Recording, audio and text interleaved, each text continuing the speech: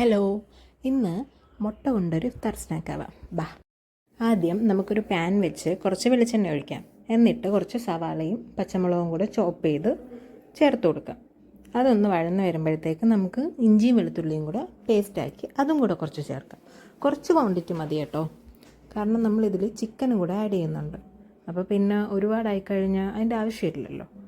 അപ്പം നമ്മൾ ആദ്യം ഇതൊന്ന് വഴറ്റിയിട്ട് കുറച്ച് ഉപ്പ്, മഞ്ഞൾപ്പൊടി, മുളക് പൊടി, ഗരം മസാല, കുരുമുളക് പൊടി ഇത്രയും കൂടെ ഒന്ന് ആഡ് ചെയ്ത് കൊടുക്കണം. എന്നിട്ട് നമ്മൾ ക്രഷ് ചെയ്ത് വെച്ചേക്കുന്ന ചിക്കൻ, വേവിച്ച് ക്രഷ് ചെയ്ത് വെച്ചേക്കുന്ന ചിക്കനും കൂടെ ആഡ് ചെയ്ത് കൊടുത്തിട്ട് നല്ലതുപോലെ ഒന്ന് വഴറ്റണം.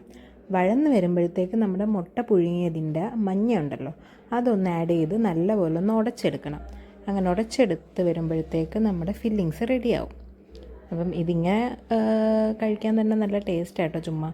എന്നിട്ട് നമ്മുടെ മുട്ട രണ്ടാക്കി മുറിച്ച് വെച്ചിട്ടില്ലേ, അതിൻ്റെ അകത്തോട്ട് ഇതിങ്ങനെ വെച്ച് ഫില്ല് ചെയ്യണം. പിന്നെ ഒന്നുമില്ല, പിന്നെ നമ്മൾ ബജിയുടെ മാവിൽ മുക്കി പൊരിച്ചെടുത്താൽ മതി.